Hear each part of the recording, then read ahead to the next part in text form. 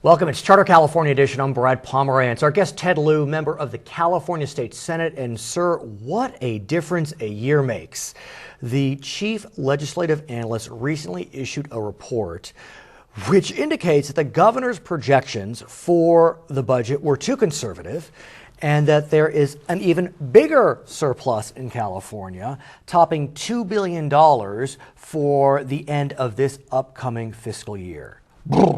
I don't even know what to say.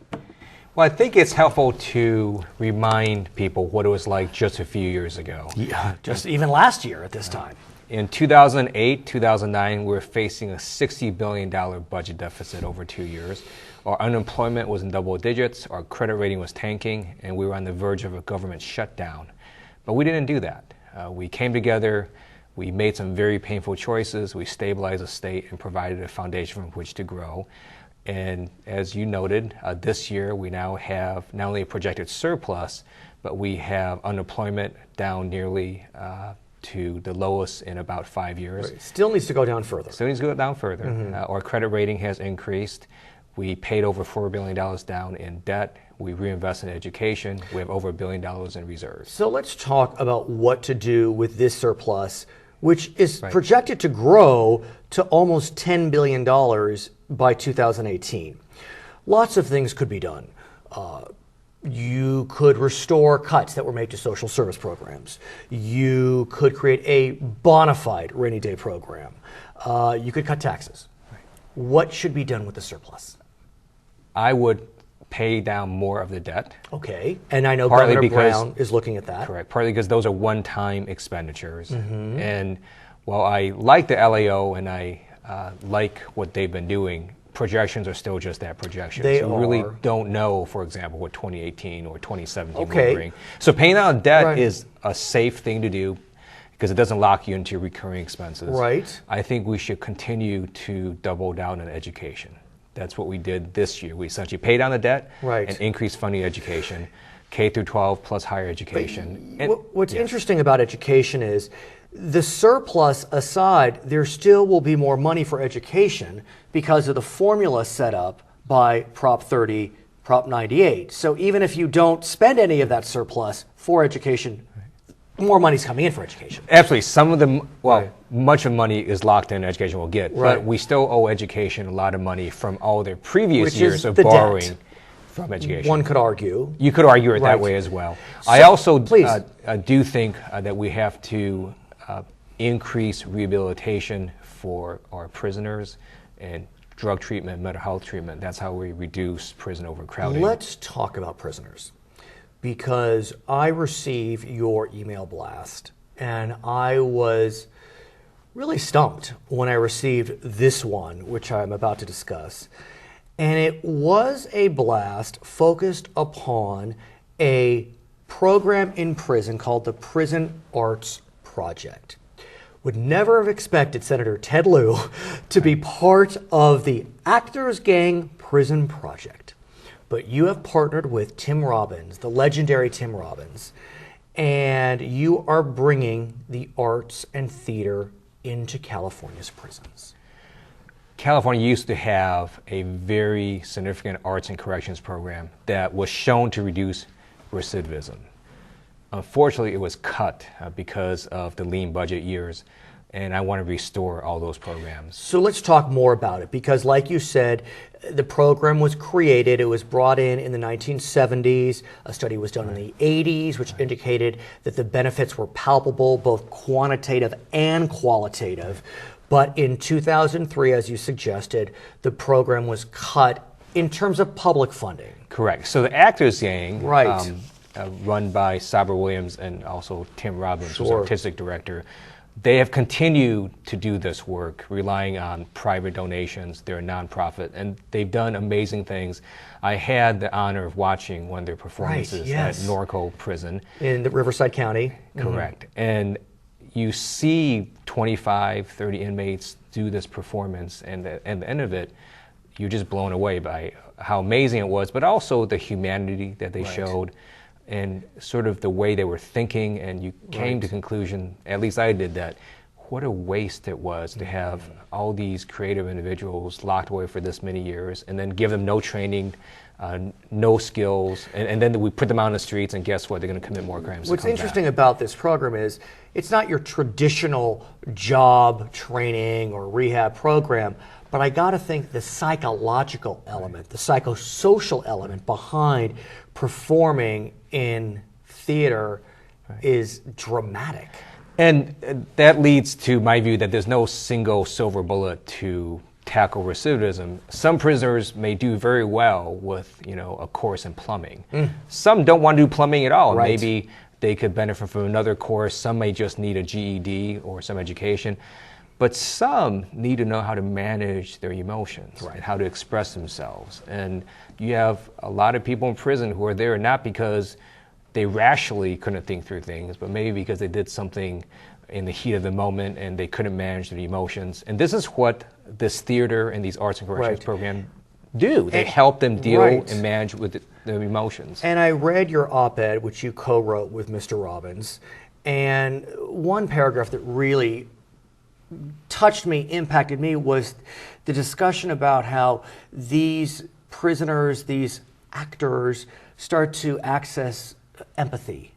They start to access a superior view of race relations. That's correct. So not only do these programs reduce recidivism, but within the prisons, they have reduced racial tensions. You actually have rival gang members in the prison population working together, and you see that not only do they become human beings themselves, but they view other people as human beings, and it really increases empathy, increases cooperation. Now, what's compelling is your timing may be perfect to the extent that you're looking for additional funding, because, as you know, the governor and Senator Steinberg, and I guess really the state of California, has somehow, someway been able to prevail on the federal court overseeing the contraction of California's prison population to allow it some time to negotiate and hopefully put in some rehab programs. And so, wow, I mean, here you are. Well, I got a perfect rehab program for you to fund. And it's important to note that the federal courts have said that California's prisons are still overcrowded, even though in the last few years we've done a significant amount to reduce prison overcrowding by tens of thousands of prisoners. I mean, we can talk about, whether the propriety of the federal court's ruling, but be that it is what it may. is. They've said that. So there's two ways to do this. You can take one view, which is let's spend $750 million in 2 years, ship them out of state, rent beds in out-of-state prisons, and incarcerate them. The Senate Democratic Caucus, Senator Steinberg, myself, and many others said, that's crazy. That's just like throwing money down a rat hole, because those people are going to be let out of prison eventually, come back to California, have no skills, commit more crimes, and go right back to prison. I have to say I was shocked when the federal court, who has been downright abusive in its language against California, and I'm not trying to take a position, it's just remarkable that, threatening to hold the governor in contempt, and yet they've given 2 extensions to the governor. And here's the reason. They view this as a long-term solution, because they don't want to continually be doing this. They actually want to get out of it. And they view that if we can actually have an effective rehabilitation program, not only will it reduce recidivism, it's a durable solution that gets the courts out of it, and it will last a long time. Because let's say your crime rates increase a little bit, all of a sudden you need to come back in again. And do it. So it should be interesting to see what happens on this front. There's no doubt that having Tim Robbins as a spokesperson is probably to your benefit. And I know that you are chair of California's Legislative Joint Committee on the Arts. Yes. So I would think that you could use your bully pulpit?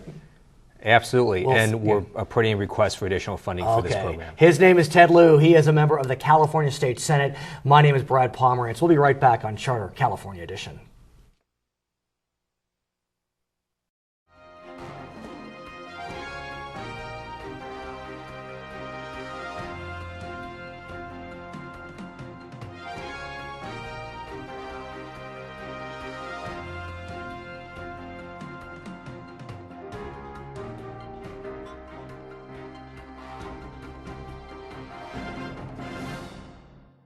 It's Charter California Edition. I'm Brad Pomerance. Our guest, Doug Haubert, he is the city prosecutor for the city of Long Beach, an elected position. He brings with him Ryan Sanders. Now, Ryan and I have something in common. We both graduated from George Washington University's National Law Center. There you go. I'm a little older than him, but he is a lawyer indeed. But he came to become a deputy city prosecutor in a unique way, and that's why, gentlemen, I invited you on the program. Sir, why don't you talk to us about your volunteer prosecutor program inside the city of Long Beach? Well, thank you for having us, Brad. And I'm delighted to talk about our volunteer prosecutor program because it gives attorneys who have already passed the bar and want to get that courtroom experience an opportunity to actually get hands-on in-court experience trying cases, prosecuting cases, and doing what a deputy DA or deputy city prosecutor does. And I must say, for folks that are not attorneys, deputy district attorney jobs, city attorney jobs, highly sought after. I mean, people may think, oh, we go to the big law firm, we make the big money. Yes, those are competitive. But to become a prosecutor, I have to think you have stacks and stacks of resumes. Well, the first time we started this program was in January of 2011, and I wasn't sure how many people we'd get to volunteer to work in our office. We had 85 applications for one spot as a volunteer in our office. Well, here's what we decided to do. We said there's so much need out there that we opened it up to 3, and now we have 4 volunteers at a time. They start at a particular time. The class goes for 4 months. They work full-time in our office. They get progressive training, and at the end of that 4-month program, they've done everything from handling arraignments to handling pre-trials, motions, trials. They do just about everything that an entry-level deputy DA or deputy city prosecutor would do. It's a great experience. Okay, Ryan, I want to hear how you learned about the program. This was not your first position out of law school. You had done other things. Correct. Talk to us about it. Originally, I'd been working with Orange County in the Child Support Services Division. As a lawyer? As a lawyer. And then I genuinely wanted to get into the prosecution world, but as you mentioned before, it's incredibly competitive. So hard. My folks actually I grew up in Long Beach, and they live in Lakewood. Okay. My mom actually let me know, hey, there's this volunteer program I heard about from a neighbor or a friend. That's amazing. And you should look into it.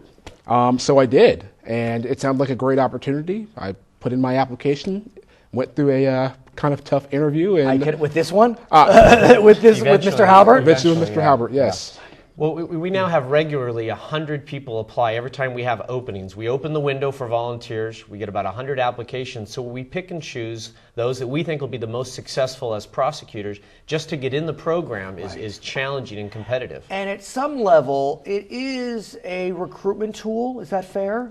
Well, I'll tell you this. We do select what we think are the best people, best fitted to be prosecutors. And then that 4-month period is really a trial period. They get to try it out, see if they want to be prosecutors. They may not like it. We get to try them out. We get to see if they're a good fit with our office.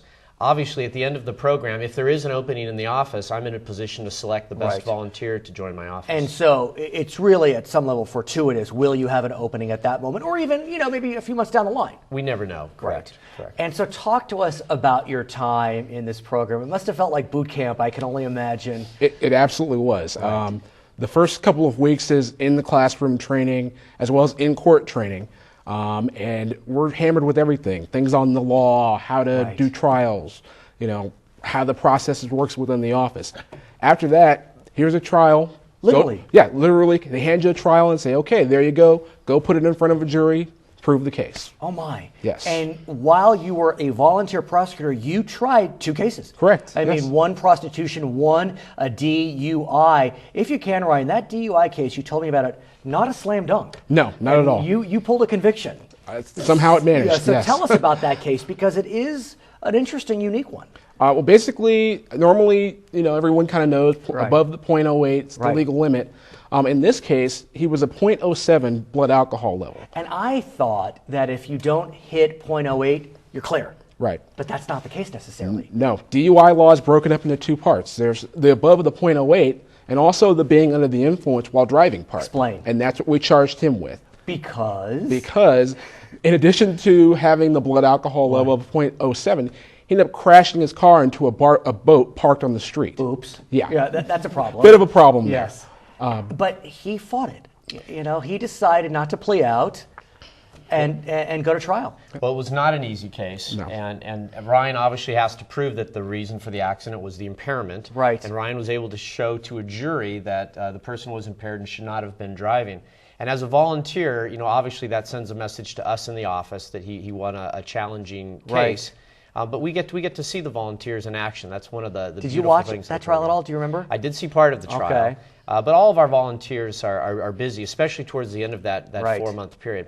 The program really has 3 benefits. The first is that it makes individuals well prepared to become attorneys and to practice law in a courtroom. The second thing is we're producing trial-ready, court-ready prosecutors.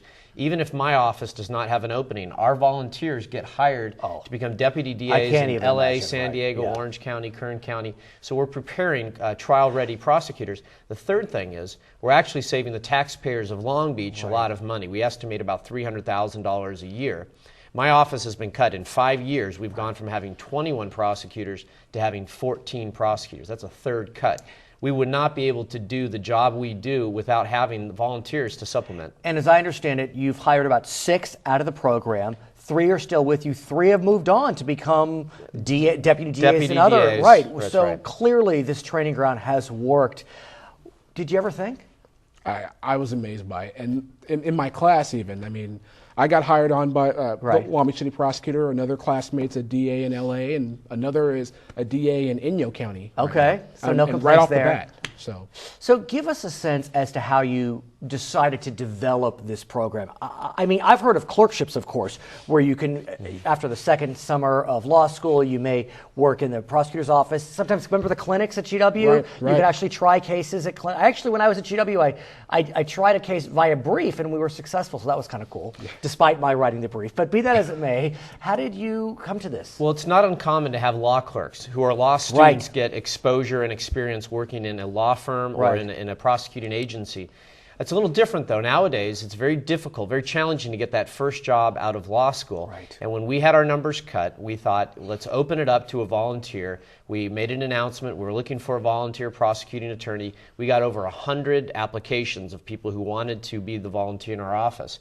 We decided instead of opening it up to just 1, we would open it up to 3. You had said that, now it's 4 people. So the program started with the concept of giving them experience, but it's really outlived our expectations. It's been better than we ever expected, and it's worked very well. It's been very successful. My guess is someone watching this show will want to participate in the program.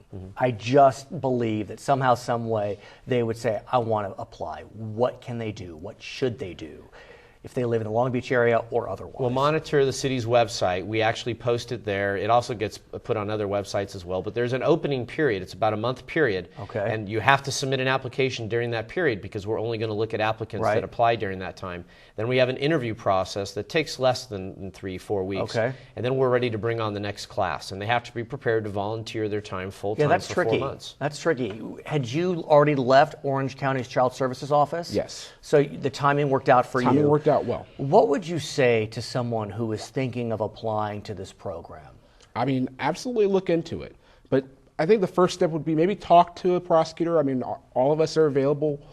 Really think about whether it's something you're really interested in, because once you start, you dive in deep. So yeah, and talk to us about the life of a prosecutor, because it is, in so many ways, there's a lot of benefits, but it's something you need to take it seriously.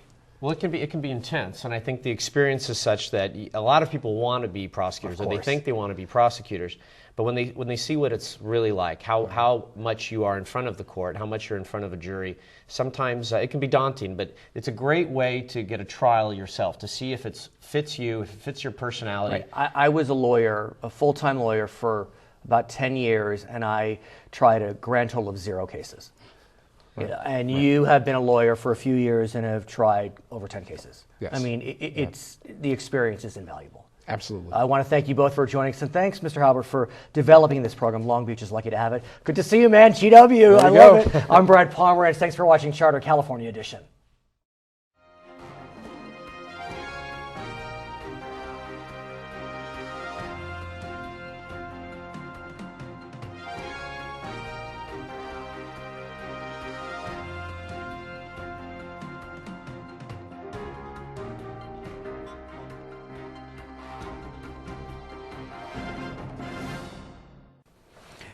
Welcome back to Charter California Edition. I'm Brad Pomerance. Our guest, James Johnson, he is a member of the City Council in Long Beach, also a candidate for city attorney in Long Beach. There are two elected attorneys. One is a city attorney, one is a city prosecutor. Before we talk about the city attorney's race, I want to talk to you about Long Beach and your role as a city council member. Sure. I'm shocked that I can say that Long Beach, really any city or any state, for example, in this era, sees surpluses. The city of Long Beach has a surplus. The state of California has a surplus. How did this happen?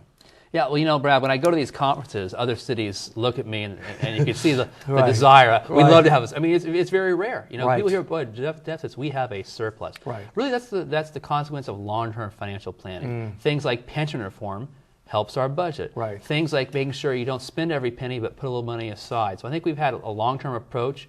We want to say, how's Long Beach be a better city in 5, 10, 20 years, and it's paying off.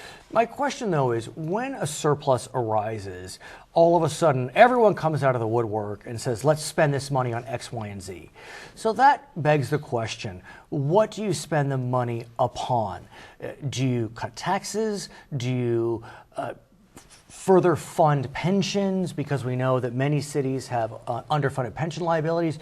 Do you fund it on infrastructure? Put it in a rainy day fund? Well, I think you invest it in the long-term success of your city, Brad. So, you know, I think some of the things we're doing, our top priorities are public safety, police in the street, firefighters that come when you call 911, parks, libraries. So even though we have a surplus this year, we do know that in the future we could have deficits again. So we put it aside for something like a rainy day fund. So when those years come, instead of laying off police officers or cutting parks or libraries, we can pay those bills and ensure the success of our city. So what is happening now with the surplus? What has the vision been of the mayor and the city council? Well, one thing, I made a motion to set some aside for unfunded liabilities, basically for our pension system, so that those big bills don't do things like reduce police in the future. But we've also set it aside, like I said, for the next year and the year after that, because we do think we may have deficits that could come back, and this will cover those deficits.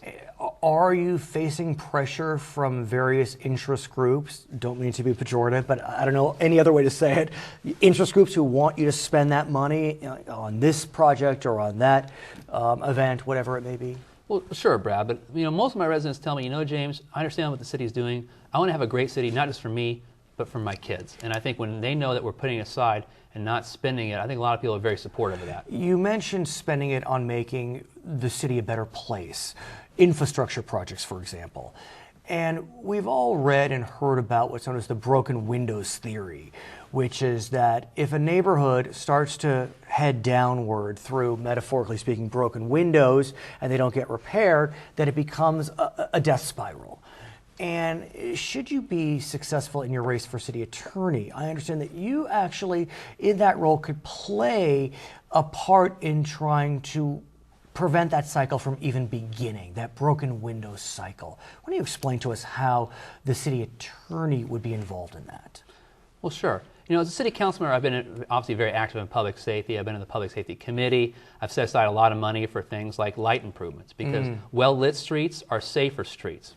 So as a city attorney, one thing we can do is attack public nuisances. Okay. You know, for example, you might have an apartment building with 8 gangsters living there.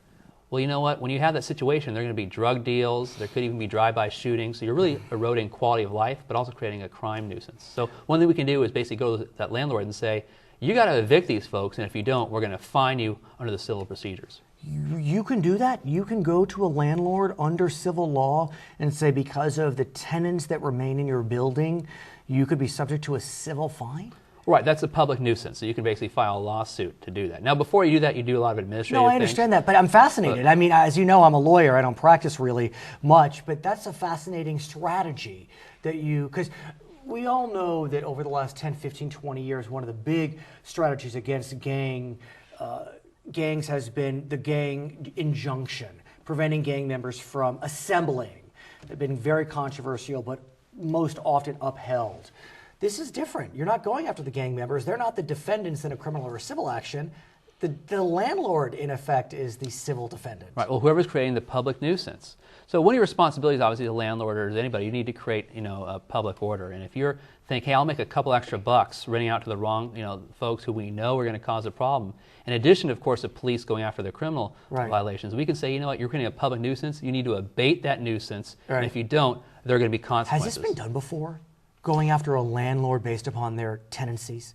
Oh, sure. I think slumlords certainly. That's true. In that context, that makes sense. But in and again, I mean no disrespect. I'm just very interested. I've never heard of that, going after the landlord for the tenants. Well, it's a creative approach. And I has think it been done? Do you know? I mean, you may not know. So yeah, I think it has been done, right. but not necessarily all the time. So right. what I want to do is focus resources on this issue and let people know that if you create a nuisance, we're going to go after it. Because like we talked before, graffiti, counters right. on the lawn. These things send a signal that there's disorder in the community, and criminal conduct will be tolerated. So if you say no, you've got to maintain your property. If graffiti will be painted the next day, you do things like that. You send a message that this is a safe neighborhood that does not tolerate crime, and the public will benefit. What other mechanisms, strategies might you adopt in this effort to combat blight, to try to prevent the death spiral of broken windows? Well, one thing the city attorney does is we advise all the city, or I will when I'm city attorney, advise all the city departments. And of course, one of those departments is planning and building, which includes code enforcement. Okay. So what they do is they go out and they let people know, hey, you're violating the law when you have 2 lawns in your front lawn, or 2 couches in your front lawn, or you have a car parked in front of your house for weeks on end. Right. So the city attorney advises that department and helps them send out the letters and even have administrative fines. Right. So sometimes you try to solve things at the lower levels before you have lawsuits, and I would help that department do that. What's interesting, as I mentioned, is that in Long Beach there is a division between the civil functions of the chief legal officer and the criminal functions. There are actually 2 chief legal officers, one dealing with civil, one criminal. And I wonder, I have to think on a certain level, a lot of what you are describing, they're wobblers between civil and criminal violations. That's right. So how do you handle that type of situation? Well, first of all, I will work with the city prosecutor, right. Doug Haubert, and you say, look, if there are criminal issues, you can go ahead and file. There may be misdemeanors here, but there may be civil issues that I can work on. So I think the question is, the public just wants to know the problem's getting solved. I think they're less interested in the tools as the results. So the question is, how can we have a safe, quiet neighborhood? Brad, most people work hard, play by the rules. Sure. And when someone moves in next door and has loud music parties all night long and does things like, doesn't maintain their property, it hurts your property value, your quality of life. And so you have the right to live in a peaceful environment, and that's one thing I'll do is enforce that right. What other mechanisms might a city attorney use to improve the quality of life in a city such as Long Beach? Well, another thing the city attorney does is we oversee some of the dollars the cities have spent. For example, making sure that contracts are fair, making sure the bidding process is open to all. Because when it is open to everybody, you can get lower prices on goods. Making sure that when you're contracting out your own work in the city attorney's office, you're getting the best price. I have to ask you about pensions. Because I know, for example, in the city of San Bernardino, which is now bankrupt, the city attorney, it's a unified position there, was really screaming from the mountaintops, something's wrong here with pensions, something is wrong. And what he would say, he actually was recently recalled, but that's another conversation. What he was saying is that no one was listening. And he really couldn't get anything done on that front because, his role is his role as the advisor.